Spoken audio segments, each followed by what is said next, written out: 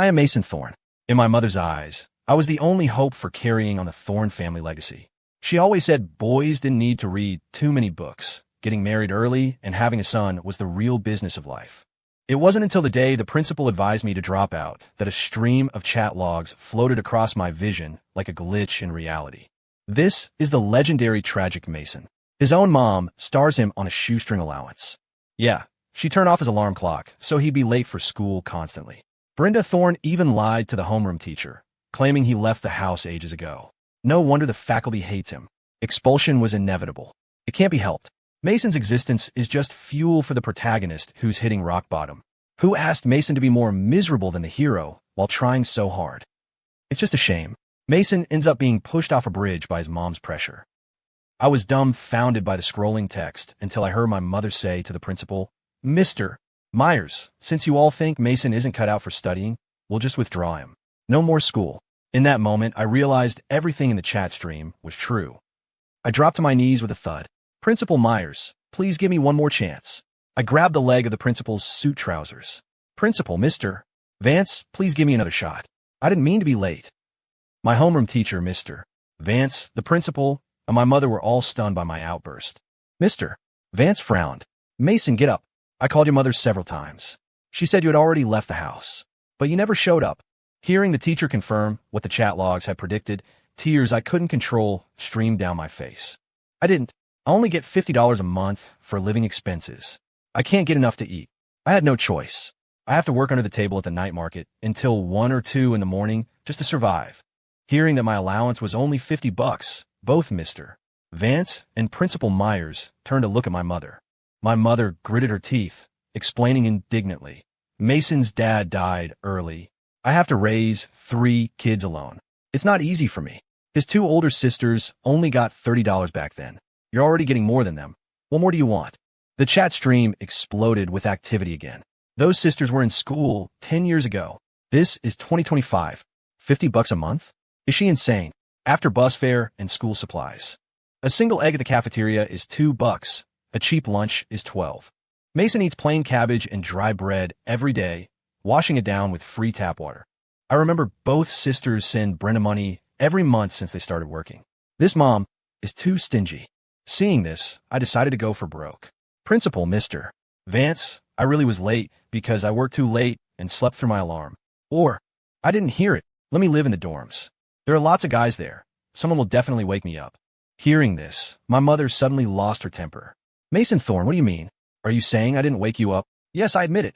I saw how tired he was from working, so I turned off the alarm. I wanted him to sleep a little longer. I'm a mother. Is it wrong to ache for my son?" Brenda really knows how to gaslight. Finding excuses for her own sabotage. Loving your son is fine, but lying to the teacher and saying he went to an internet cafe? Thank God my mom isn't like her, or I'd literally go insane. A wave of retroactive fear washed over me. My mom really didn't want me to study. No, absolutely not. The sympathetic looks from the principal and teacher gave me an opening. "Mr.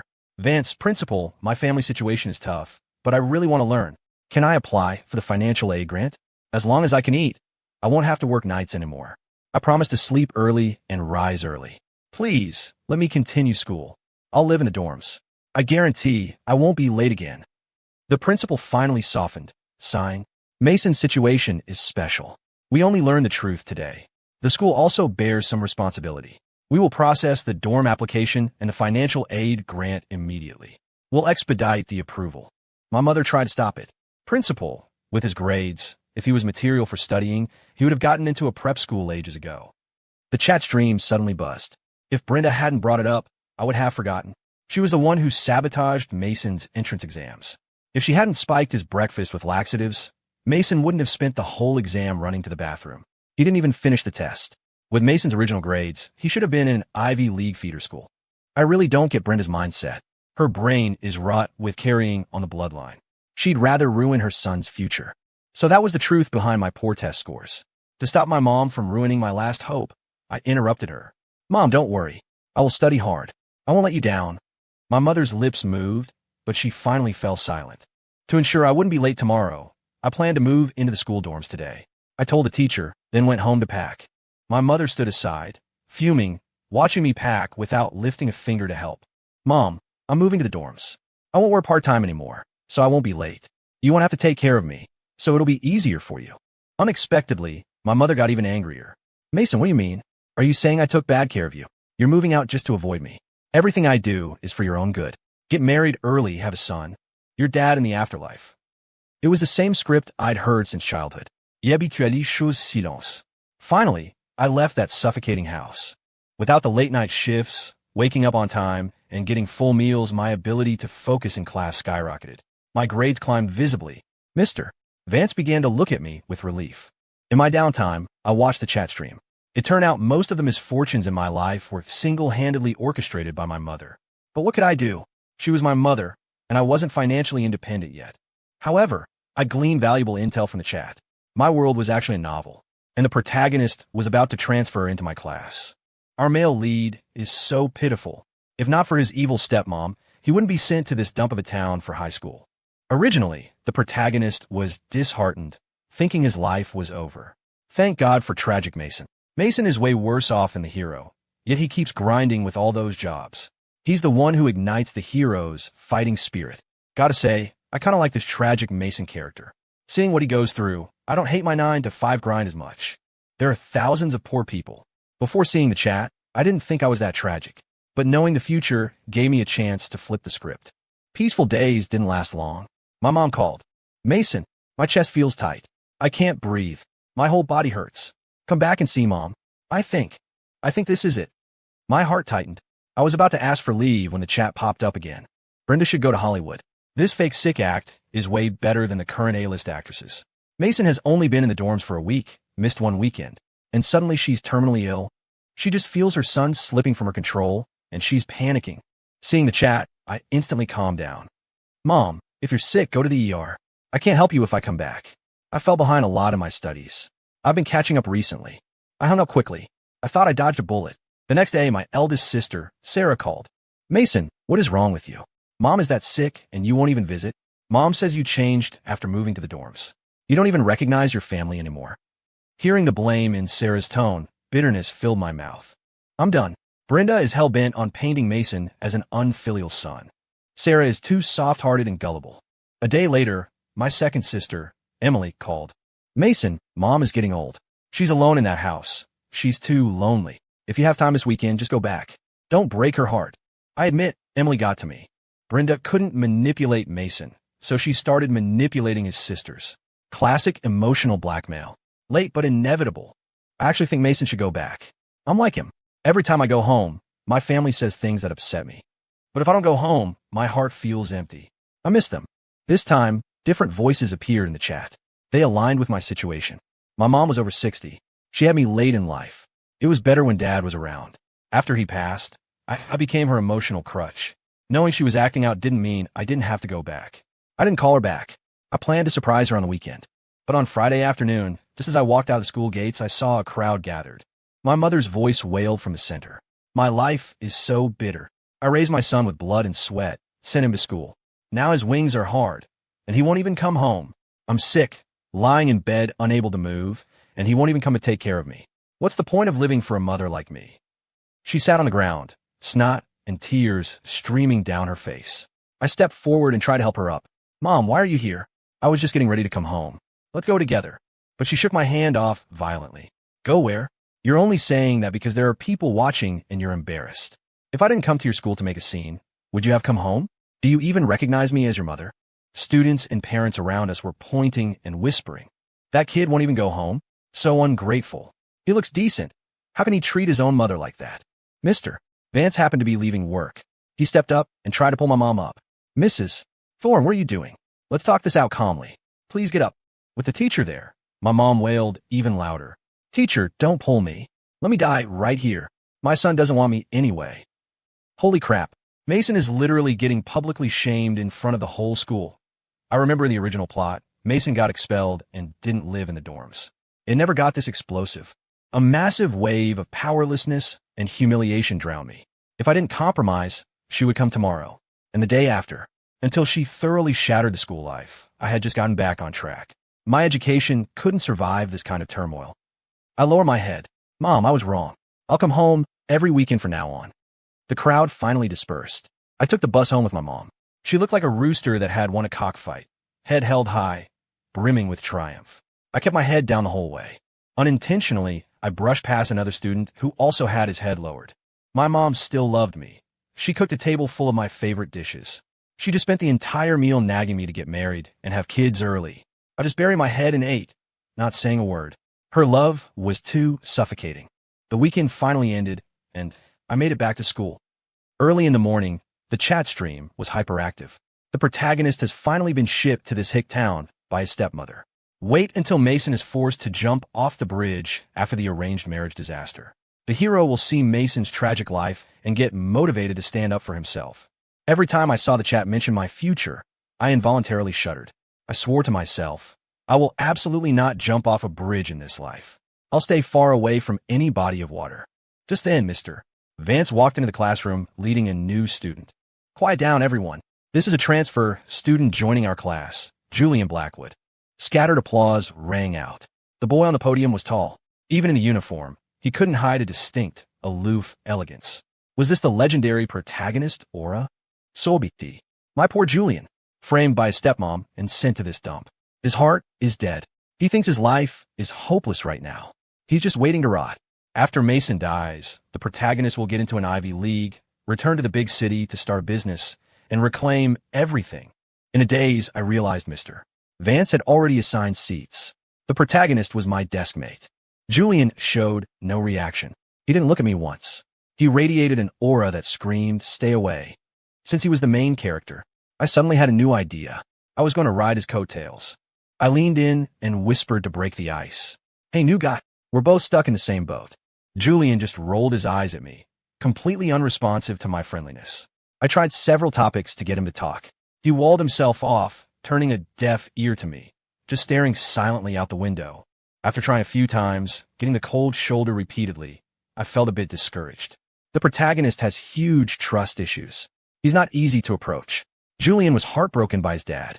His stepmom controls the narrative, and there's no room left in his dad's heart for his eldest son. Seeing the explanation in the chat, I actually felt sorry for him. I had no dad. He had one who might as well not exist. Friday, after the last period, I packed my bag. The thought of facing my mom's nagging made my scalp tingle. I scratched my head and braced myself. "Hey, Julian, if you're not busy, you want to come to my place for the weekend. My dad died early. My two sisters work in the city. It's just my mom at home." When I said the first part, he was unmoved, but hearing I had no dad, his eyes finally flickered toward me. To make myself look more sincere, "I noticed your homework accuracy is really high. If it's convenient, could you tutor me?" Surprisingly, he actually followed me to the bus stop. As soon as we entered the door, "Mom, this is my classmate. He lives far away, so he's hanging out at our place for the weekend. He's from a city and has great grades. He can help me catch up." My mom looked Julian up and down. Seeing he looked proper and his clothes weren't cheap, she beamed. "Oh my, Julian, welcome, welcome. Come in and sit." It was the first time I brought a classmate home. My mom was incredibly hospitable, pouring water and bringing out fruit. I breathed a sigh of relief, thinking my mom was playing nice today. But it didn't take long for her true nature to show. She pulled Julian aside and started probing. "Julian, where's your family from? What do your parents do? You're friend with our Mason, right? Does he have a girl he likes at school?" Julian answered vaguely, probably already regretting coming home with me. My mom kept nagging. "Our Mason is just too honest. All he knows is studying.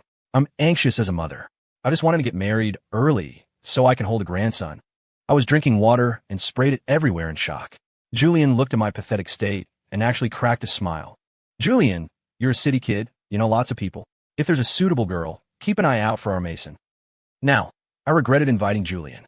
The chat stream was jeering from the sidelines. The classic marriage pressure scene. Late, but inevitable. Saying this in front of new classmate? Mason is getting humiliated again.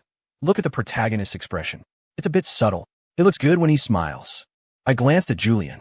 His hand was gripping the fabric of his jeans at the knee, trying hard not to laugh out loud. Just then, a knock came from the door. "Brenda, are you home? I brought the person over." My heart sank. It was Mrs. Higgins, the town matchmaker. It was over. This had to be the matchmaking session the chat warned about. But I just started high school. "I'm home. Coming. My mom responded instantly and trotted to open the door. I suddenly think watching Mason die inside is kind of funny. This tragedy just turned into a comedy. This is called building happiness on someone else's pain. Huh. Finally seeing the protagonist's expression change. Mason, kill me. Right now. Mrs. Higgins walked in and immediately spotted Julian. Oh, what a handsome boy. Need me to introduce you to someone? My mom rolled her eyes at Mrs. Higgins. That's Mason's classmate. He's a city boy. He wouldn't look at our country girls. Mrs. Higgins didn't get mad. She smiled and pulled the girl beside her forward. She started introducing her to me and my mom. Brenda, look, I brought her. Her nickname is Raven. She's honest and grounded. She does all the housework at home. Hardworking, you can't deny it. My mom was nitpicking. She's a bit rough-looking, kind of unpolished. Mrs. Higgins exclaimed, rough is good. It's safe. No one will try to steal our family's daughter-in-law. The key is she's sensible and knows how to take care of people. And for the bride price, her dad relented. $5,000 is enough. Hearing the price was only $5,000, my mom was much more satisfied with Raven. Mrs. Higgins had a silver tongue. In a few sentences, she had my mom beaming. Raven hung her head lower. She's a good girl. Our Mason. I interrupted her. Mom, I said I only want to study right now. I don't want to talk about this. My mom's face changed instantly. Study. What's the use of reading so many books? You can't hold a grandson with a book. The thorn line is about to die out. She turned to Mrs. Higgins and started playing the victim again. Mrs. Higgins, look at this kid. Stubborn as a mule. He doesn't understand a mother's heart at all. Mrs. Higgins and my mom were singing a duet. A wicked fire surged up in me. Mom, Mrs. Higgins, stop wasting your time. I don't like girls. I like guys like Julian. The chat stream was stunned by my words. Holy crap. A curveball beats everything. Mason is a legend, killing the enemy by blowing himself up.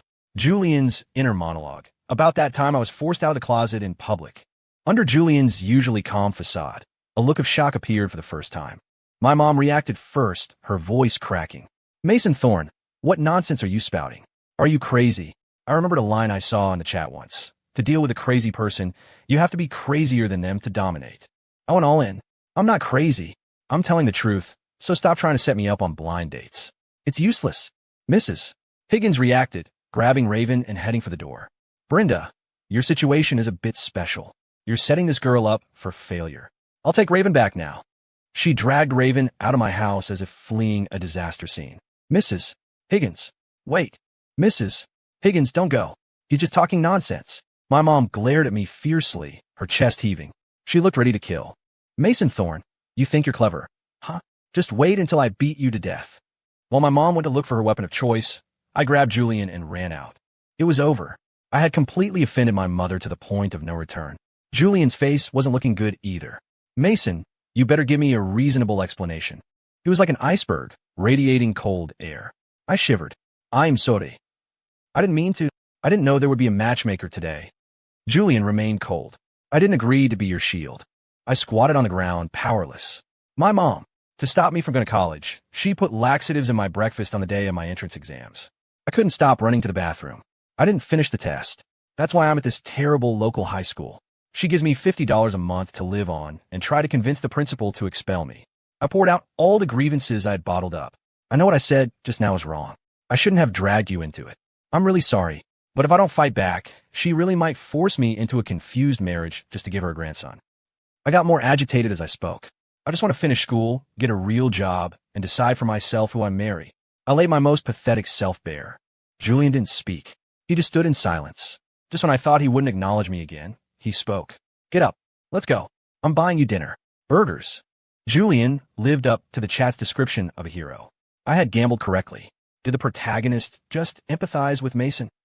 After all, they're both pitiful kids pushed to the brink by their families. Keeping each other warm. Julian, fine, since you're more miserable than me. This meal is on me. Gotta say, I think they actually make a cute pair. The chat content startled me. I shook my head and took Julian to a cheap diner in a nearby residential building. This time, the floodgates opened. I babbled on, complaining about my mom.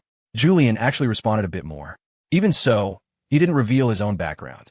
He just said simply, my family doesn't care about me that much. But I already knew his situation from the chat. Julian's dad cheated ages ago. His biomom died in an accident, and the dad immediately brought the stepmom and half-brother home. The protagonist used to have great grades. He tanked them on purpose to get his dad's attention. Too bad his dad only cares about the stepmom and the brother. feeling guilty toward them. He's colder and colder to our Julian. Seeing the hero's grades drop, the stepmom was overjoyed. She fake comforted him and sent him to this hick town, claiming it was for peace and quiet. So the protagonist became my desk mate. I advised him gently, as long as the money is there, who cares if they care? Less attention means less trouble. You're actually way luckier than me. At least you don't go hungry, and no one is forcing you to breed. Right? Julian and I became friends just like that. The following weekend, I went home again. My mom was still angry and hadn't cooked. I put down my backpack and went to smooth things over. The chat taught me something new this time. I'm a psychology major. Brenda is doing classic emotional withdrawal.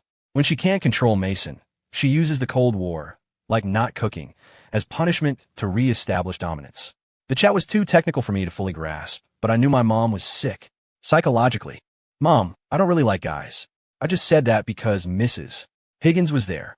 I did it on purpose. Really, my mom still didn't quite believe me. I was afraid you'd try to set me up again. Please don't be mad. I just want to study right now. I'll think about marriage later. Look at cousin Tyler. He finished college and didn't get married immediately. He wants to find a good one. Actually, I want that too. My mom's face finally softened. Just like the chat said about that pathological relationship.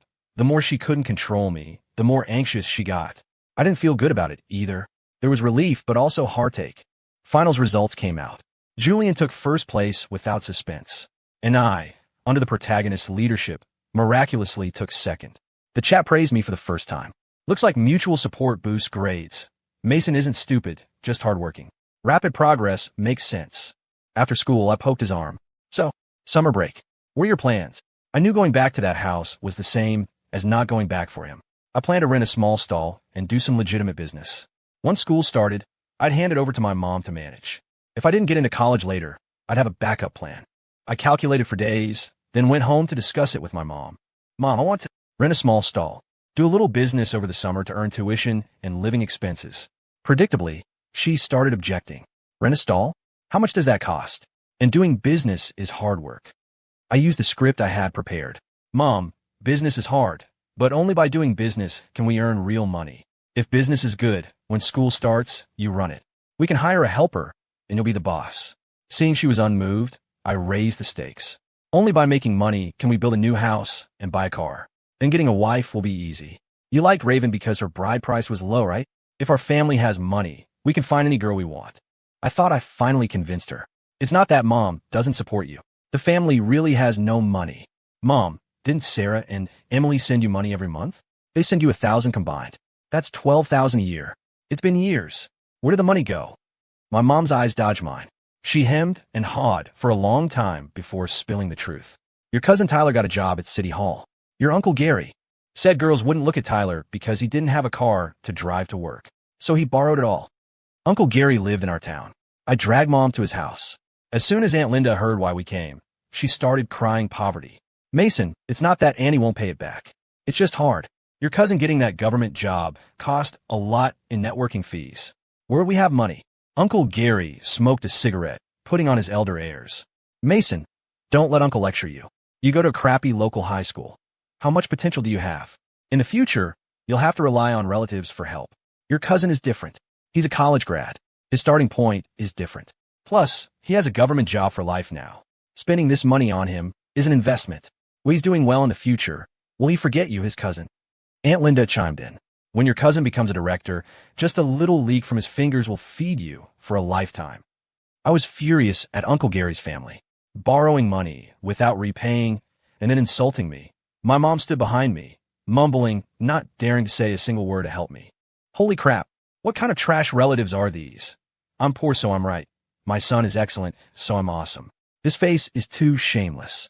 The key is Mason's mom. She's so fierce at home. Why is she silent now? Blood rushed to my head.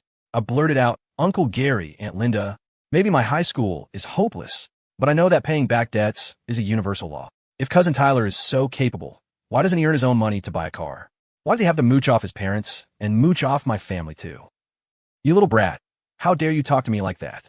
Uncle Gary raised his hand and slapped me hard across the face. Smack. The force made me stumble back a few steps. My cheek burned and my ears rang. My mom, who had been shrinking behind me, suddenly rushed forward to shield me from Uncle Gary. Gary, what are you doing?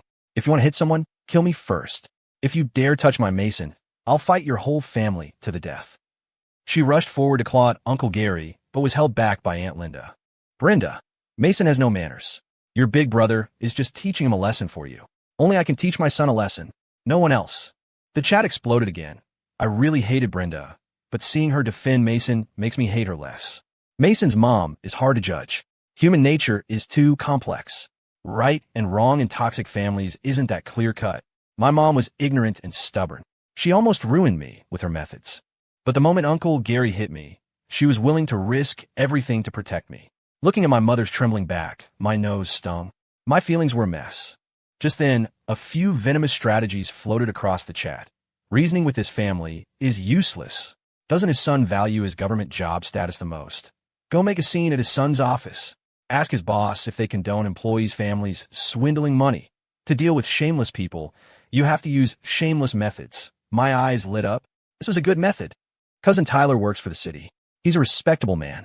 If his department head finds out he borrowed money from his aunt to buy a car and won't pay it back, the impact. Uncle Gary got even angrier. Mason Thorne, you dare. He slammed the table, playing the elder card. Brenda, this is your precious son? Threatening his own uncle.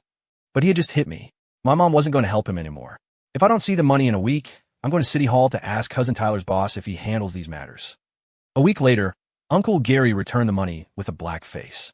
We lent out $10,000 and finally got back $9,500. Basically, we paid them $500 just to lend the money. I didn't bother arguing. I strictly warned my mom not to lend money out ever again. What if I suddenly find someone I like? What if we have no money then? Hearing this, my mom nodded profusely, promising. I used the money to rent a small stall on the food street. Mason's Melts officially opened. Because the price was good, business wasn't bad. Seeing the business doing well, my mom came to help. But she was more trouble than help. A customer asked for extra spicy sauce. She couldn't bear the cost, so she only dabbed a tiny bit and lectured them. Too much spice causes heartburn.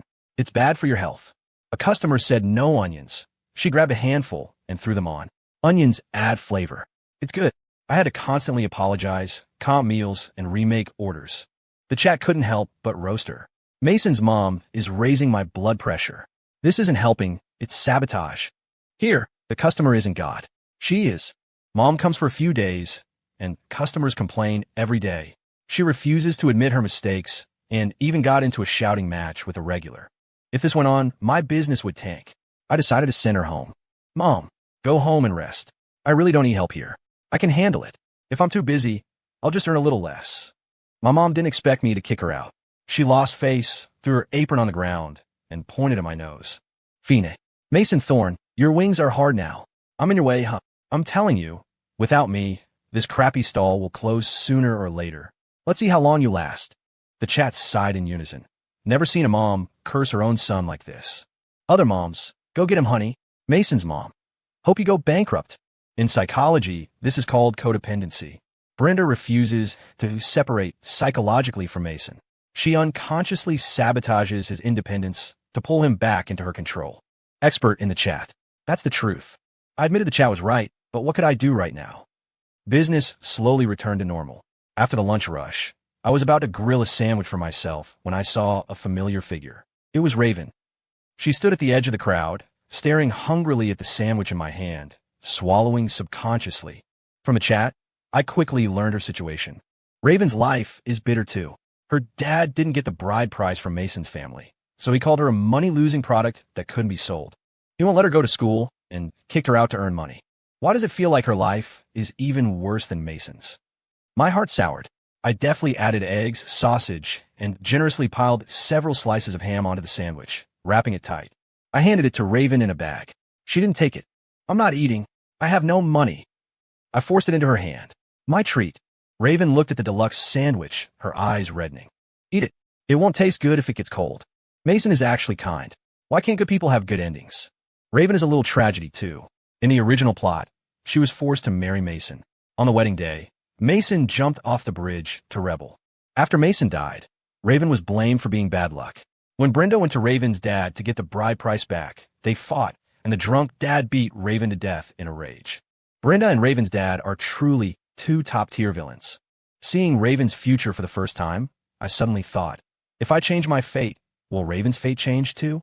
The chat in front of my eyes buzzed with activity, Sigh. The protagonist is miserable at home too. A perfectly good summer break, left alone in the house. The fridge is empty. His dad took the stepmom and brother on vacation. No one cares about him. This summer sucks. He was happier at school. At least he had Mason there. Seeing this, I asked Raven to watch the stall for a second. I ran to the payphone. Julian, it's me, Mason.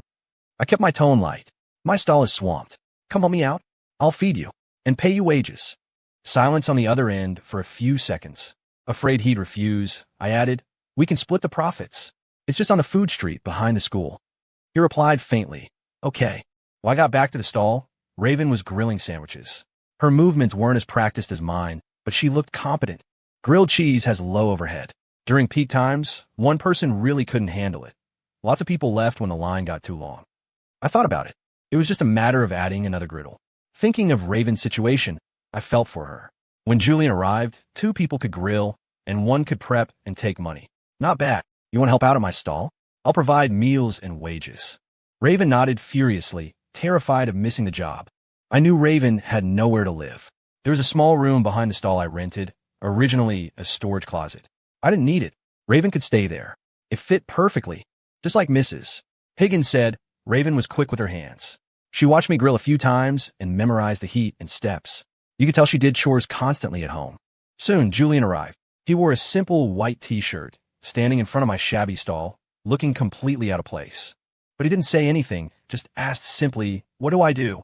I quickly assigned him tasks, starting with taking money, packing, and prepping basics. Julian's brain really was superior. After observing for a few days, he analyzed it seriously. Grilling a sandwich takes about 3 minutes. If they had lots of toppings, it takes longer. Sandwiches are mostly for breakfast. Lunch and dinner traffic is lower. The hours are long, but total profit is hard to scale. He pointed at a few booming snack stalls down the street. We should sell snacks. Back in my old neighborhood, there's a type of cold skewer dish called midnight skewers. It's popular from dinner until late night. We should pivot. Open at 5 p.m., sell until 10 p.m. Spend the day prepping. I thought he made a lot of sense. We acted immediately. We bought new gear, a fridge, low tables, small stools. We took down the Mason's Melt sign and put up snow and stone midnight skewers. Lots of students and young office workers came out to eat at night. Our food was good and cheap, and we quickly built a regular customer base. At first, Julian was stiff. He couldn't even smile for service. His face was rigid when taking money. Who knew the young girls these days would eat that up? They thought he was cool as hell. We became an internet-famous spot on the food street. Lots of people came just to take a photo with Julian. Profits tripled compared to the sandwich days. This tragic trio working together is actually kind of heartwarming. Some girl asked Julian for his WeChat, and he blushed. Raven and Mason work so hard. Suffering really makes people grow. Julian lived up to his protagonist status. He actively thought about customer acquisition. He even bought a speaker and recorded a looped promo. Practice beats theory. Way better than just burying your head in books. Do you guys feel like the protagonist has come alive since meeting Mason? When it was slow, we each read books, not disturbing one another. Raven was reading books on accounting. I gave a thumbs up, wishing her success. By the way, I only know your nickname is Raven. What's your real name? Raven was a bit embarrassed, lowering her head to whisper, my mom named me Raina Banks. But I got dark from working outside. Raina meant queen or pure. It didn't match her current rough look. But that was trivial. Raina or Raven, you're still you. I'll call you Raina from now on. Julian pulled 2 new phones out of his pocket, handing them to me and Raina. These are extras from my house. You guys use them for now. It's inconvenient not being able to contact each other. The protagonist is so sweet. He bought new phones with his allowance, but insisted they were extras. He's worried Mason and Raina would be too embarrassed to accept. Julian is protecting his friend's pride. Raina was hesitant. I took the phone and shoved it into her hand. I turned and smiled at Julian. Thanks, boss. This was the benefit of rolling with the protagonist. Just as we were immersed in the joy of our startup success, trouble came knocking. A middle-aged man, reeking of alcohol, stumbled into our shop. He grabbed Raina, who was washing vegetables. Damn girl, you really are here. People in the village said they saw you, but I didn't believe it. How much money can you make here? Come back with me. The son of the Miller family in the next town has taken a liking to you. Come home and get married. He cursed and dragged Raina toward the street. Raina turned pale with fright, struggling hard. I'm not going back. I won't get married. Let go of me. Sir, let's talk this out. I immediately put down my work. Julian stood beside me to back me up. Who the hell are you? Get lost. I'm disciplining my own daughter. None of your business. Raina's dad shoved me roughly, breathing alcohol fumes in my face. I steadied myself, blocking Raina. She works here now. We have a contract. You can't just drag her away. Contract? How much money can washing vegetables make? He sneered, looking me up and down, then suddenly blurted out. Kid, you like this girl, don't you? Fine. Give me $5,000. She's yours. Holy crap. He's selling his daughter. Drunk dad isn't even human. Stuck with a dad like this is tragic. Raina has been beaten or scolded since childhood, sigh. Raina, who had just kindled a little hope for life, heard her drunk father's words and burst into tears. Looking at this man playing the hooligan on liquid courage, a rush of hot blood hit my brain. I'll pay it. I took out all the profit we planned to split this month from the shop. 2 thick stacks of cash. Here is $5,000. You write a note. From now on, Raina's marriage is her own business. Nothing to do with you. Raina's dad saw the money and his eyes went straight. He nodded frantically. Right. I'll write it right now. After signing, he snatched the money, licking his thumb to count it. Then he shoved the cash in his pocket and wobbled off into the night. Raina looked at me, tears breaking the dam. Mason, I am sorry. That money, I'll pay you back. I forced a relaxed smile. Don't overthink it. That wasn't a bride price. You don't have any burden. That money was basically our wages for the month. Consider it in advance. It's okay. Money's gone. We earn more. No wages this month, though. Haha, I'm broke too. I patted her shoulder. In the future, we make money together. We'll earn that back in no time. Just then, Julian spoke calmly. Actually, I have a suggestion.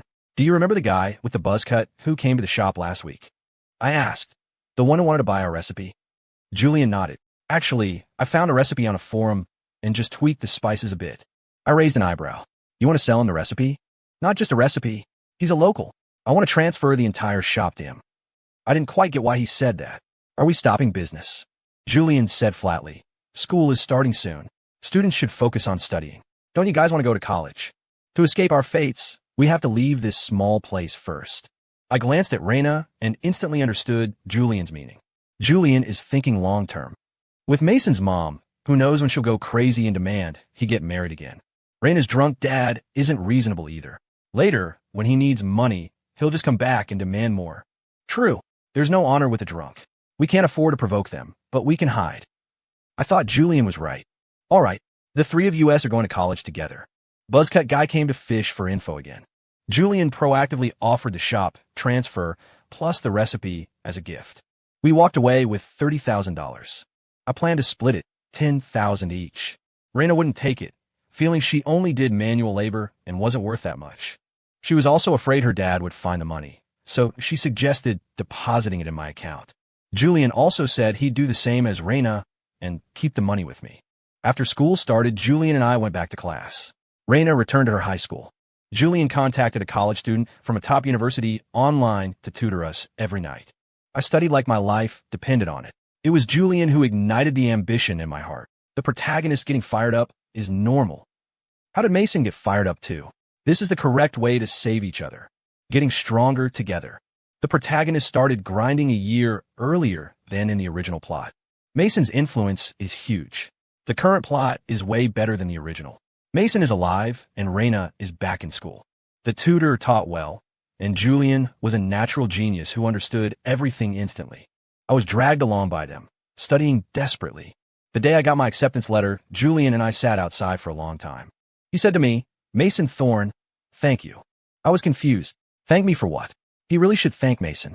Living such a miserable life, but staying so positive. He showed the protagonist another possibility in life. Actually, I wanted to thank God for letting me see the chat.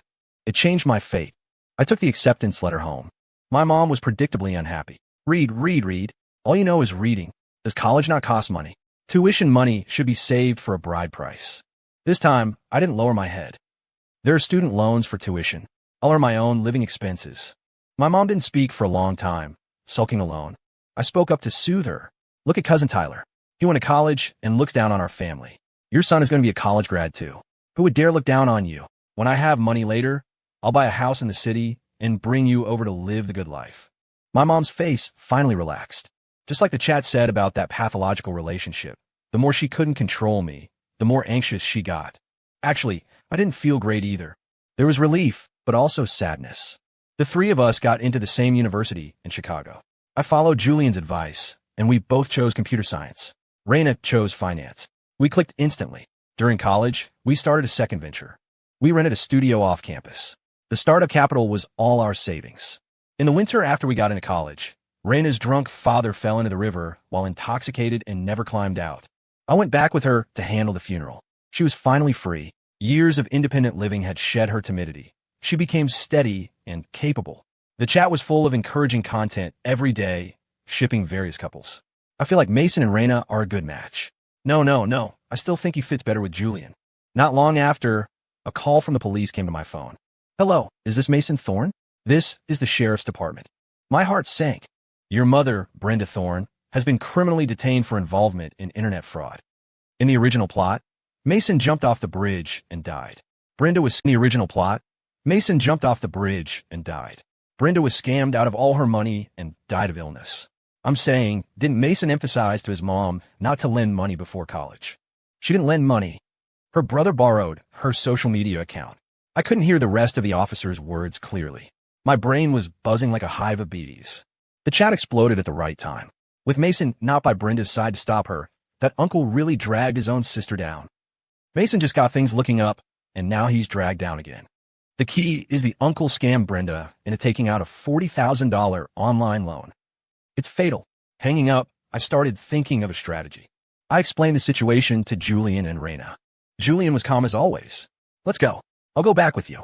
What about the studio? Raina is here. Right now, handling your family matter is more important. Raina also chimed in. Mason, Julian, go. I got this. Reliable partners gave my panicked heart an anchor. Back in my hometown, facing the police and the mess my mom left behind, I truly realized how big the hole was. Uncle Gary had been scammed too, but he pushed most of the responsibility onto my mom, the accomplice. Besides the potential prison term, there was $40,000 in loans to repay. My two sisters rushed back too. They scraped together $10,000 for me. Sarah and Emily had already given enough to this family. I said, I'll figure out the rest. You guys live your lives. I didn't want to drag down their existing lives anymore. Mason really grew up. He looks kind of cool taking responsibility. The two sisters are good too, no excuses. I visited my mother for the first time. She wore a prison uniform, looking haggard. Seeing me, tears flowed before she spoke. Mason, Mom was wrong. Mom was possessed. Mom is sorry. Separated by glass, my mood was complex. Mom, Uncle Gary's family never thinks of us when good things happen. They only find you when they want money. How could you still fall for his tricks? My mom shook her head vigorously behind the glass. Mason, Mom, is useless. Gary said just using the social media account would make money. I didn't think it would turn out like this. Mason, Mom is sorry.